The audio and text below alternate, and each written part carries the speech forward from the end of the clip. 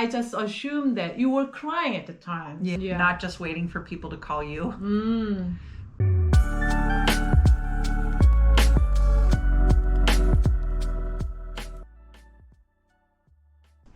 Hi, this is Joy Kim.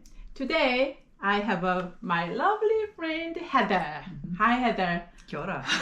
Kia ora is like, it's a Maori word. Yep, Te Reo Maori. That's Maori language. That's right. Okay. Can you introduce yourself to my audience, please? Sure. My name is Heather. I am originally from the United States. I grew up in the north central part of the country. So it's a lot like Canada. It's very cold in the winter and then very hot and humid in the summer. We have lots of lakes. Okay. Yes. What's the name of the state? Minnesota. Minnesota. So this weather is very mild to you. Oh, yeah. So when did you come to New Zealand then? I first visited New Zealand in 2009 and I came for 3 months. Oh. And then I spent most of my time in Kapiti, just north of Wellington. Oh, okay. So I wanted to come back and visit again and explore more. And so I came back in 2015. 2015. Oh. And that's when I decided I wanted to move here. Yeah, hopefully. Yeah. So it took me some time to figure out how to make that happen because I was too old for like the working holiday scheme. My original university degree was in teaching secondary school. After 5 years of teaching, I started working with young people, young adults mostly, who were experiencing homelessness. After working directly with these young people for many years, I decided that I think I would like to become a therapist. Okay. But that would mean that I would have to go back to school and study psychology.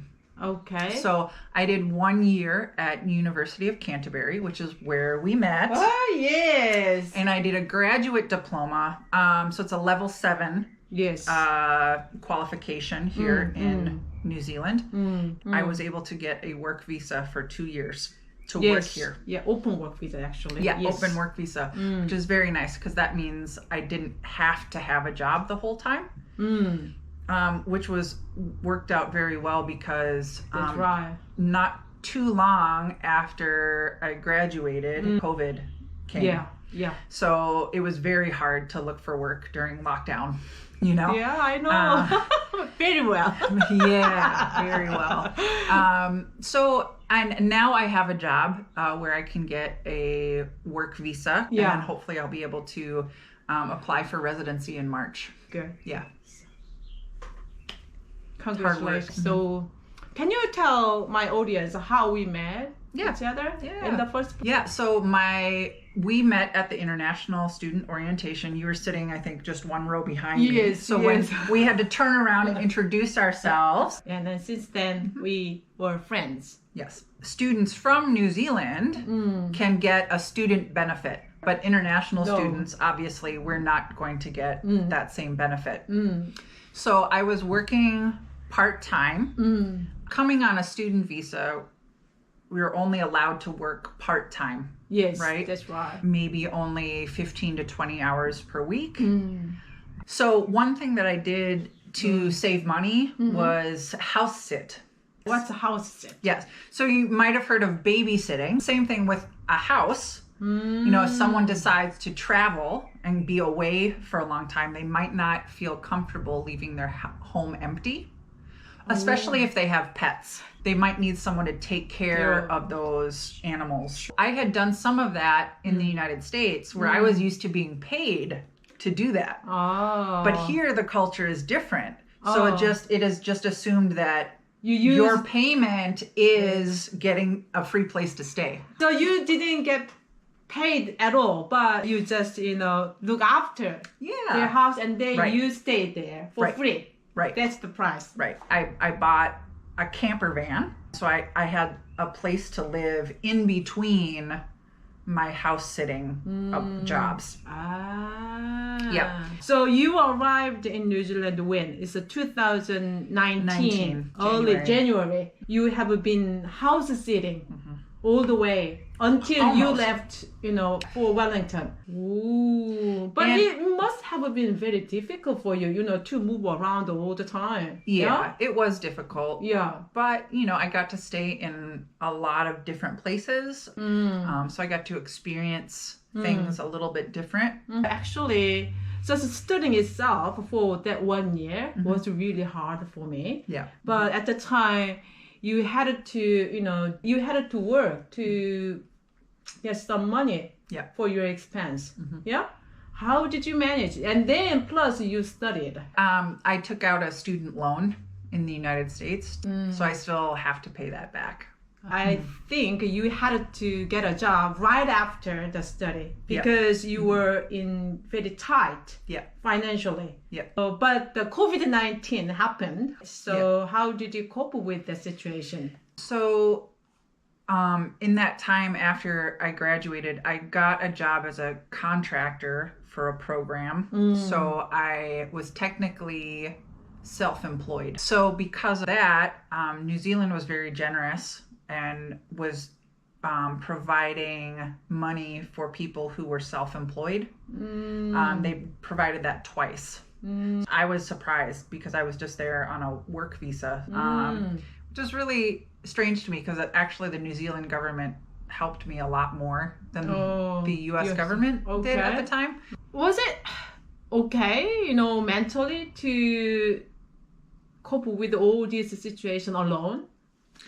No, it was hard. Yeah. I'm moving to another country. Yes. Being very far away from all of my friends and my family. House sitting, going from place to place to place. In other people's homes. It was never my own space. Sure. It was never a place I could just settle and be. That's right. that is mine. So during that time, it became very important to me to have a counselor that I could talk to. In the US, we have something called telehealth. So there were a couple different companies that you could sign up with and then choose a counselor based on whatever issues you were wanting to sort out. And so I was paired with a counselor in the American South. We'd do video calls every other week or so. And, that was a big help for me. Every 2 weeks? It depends. Sometimes it's more often. Okay. Like last winter, I was having a very hard time with stress at work. Yeah. I experienced panic attacks for the first time. Yeah, and so it got to a point where I was so stressed out that my body basically just decided it was done. So it was just this overwhelming sense of fear. Sure. My body was shaking. I couldn't control it. It was very scary because I had never experienced something like that before. One of my best friends struggles with high anxiety and panic attacks. So she was very helpful, but she was also very clear that she was also struggling.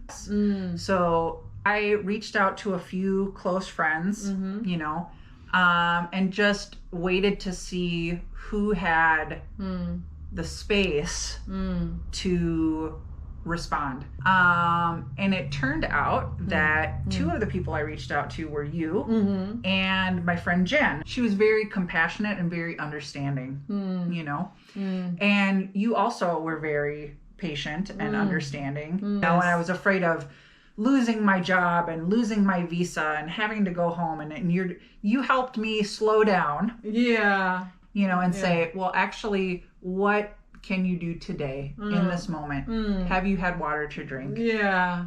Because when you're so upset, you can forget to do very basic things. It was your text message first, and then I rang you, and then we talked on the phone, and then I found that, you are in panic attack. But I've never experienced that before, never ever. But I just assumed that you were crying at the time. Yeah. So Heather is not that kind of character. So it must be very, very hard thing. So I just imagined, okay, this is a big thing. but I was not that sure how I can actually help you. So I asked you. You remember? How can I help you? And you asked me to check you every morning and evening in the beginning. Yep. Yeah. So Heather, have you had breakfast? Dinner? Like, what are you gonna do today? Yeah. Oh, yeah, that kind of talk. And then it was quite a long time. It's 1 month or 2. Anyway, you slowly got better. I did not go to work for about a week and a half. And then I slowly went back to work, but it was too soon. And so then again, I went back to that place of anxiety and panic. And then that second time, I was out of work for about 5 weeks. Thankfully, you know, I work for a place that provides a good amount of paid time off. Otherwise, that would have been really scary. But the second time, I really realized, you know, I just need to take as much time as I need to. Yeah. You know? And that gave me space to create new daily patterns, which included drinking water, taking a cold shower, exercising, maybe doing some stretching, doing breathing activities, or this thing called tapping. And you have different pressure points and you do tapping. Yeah, tapping. Yep. And while you are repeating statements from like positive statements. And it was always about addressing reality first. Like you're not ignoring the fear or the panic or whatever you're feeling, but you're addressing it honestly. Yeah. And then giving yourself an alternative. Always reminding yourself that I am safe. I had to think about also my physical health. No caffeine, no refined sugar. Thinking about my spiritual health. And spiritual well-being can mean many different things. For some people, it means going to church. For another person, it could be standing with bare feet in the grass and connecting with nature. Sounds like me. Yeah. Spirituality is like being connected to other people or to the energy or to the source. Like isolation makes us, makes the situation really worse. Right. So we have to pay attention to all of those things. Sure. So you have to make sure that all of those different aspects of your well-being are strong. How you get out of that really impressed me. It is not that easy for me to reach out some help, ask other people for some help, but you did that. And then I saw you actually value every aspect of you. This, the second time I came to New Zealand was right after my mother died. Yes. And that was also a very hard time for me. And I struggled with very severe depression at that time. Another time when I was in university. The thing is, with each experience, I realized this doesn't last forever. Right? So if I can just get the support that I need, then I can get better. Of course, because in my home culture, in the north part is very Scandinavian. So lots of Swedes and Norwegians, lots of Germans. And they're very strong. And you don't talk about your feelings. And you push everything. You should get this done. Right. Because life is hard. So get over it. But at the end of the day, it's like you have to put your pride aside in order to get better. So you needed to be very humble. Yeah. It's scary to ask for help. Yeah, it is. Now I am weak and now I need some help. Acknowledging it is really important in the initial stage. I was so scared to give up my job, but I realized in that moment that keeping the job was actually abandoning myself. And thankfully, some coworkers told me about this other position that I have now. Yeah. And it's all worked out. Yeah. And, to be honest, I had to take a pay cut to do that. Yeah. But again, my health and well-being is not worth a little bit more money. Sure. You know, I had to make that choice. It might be harder for someone else if they do have a family depending on them. That's you know? right. But we change what we can. And sometimes if we ignore something long enough, our body will let us know. You know, I was pushing through all of this stress, and all of a sudden one day my body said, no. Lay down. And I didn't have a choice. That's you right. know? Yeah. You know, when my mother passed away, and you know, my muscles in my back seized. And I couldn't get out of bed without pain for a week. I'm not suggesting that being unwell is a product of our mind, but sometimes, yes. You know, it's like when you get indigestion because you're stressed out, do what you have the time and the energy to do. Because every little thing, even if it's just like putting a Post-it note on my bathroom mirror asking, when is the last time you drank water? And I see that, and I was like, ooh. You know? Just little reminders around the house. More advice? Having a therapist to speak to is really important. I mean, nothing will really replace being intentional about connecting with important people in your life, not just waiting for people to call you. Giving yourself time to rest, even if you're not doing much, taking time away from screens, you know, reading a book, coloring, working on crafts, a puzzle, crossword, you know, keeping your brain busy, your hands busy without looking at a screen. You needed to move around. Even though it is, you know, in your house. I heard this word, you know, action cures everything. Action. So you needed to do something. So when you have, you know, headache, you go out to take a walk. Heather, I was thinking that you were really amazing while I was listening to you talk about that kind of emotional thing. You know, you're house sitting, you know, from this house to another house for more than 1 year. And you are dealing with those things alone here. And you are doing great. And so how strong person you are, Heather, mentally. My life is unusual compared to a lot of people. But you know, I've made the best choices that I can for myself. So you said your life is kind of unusual.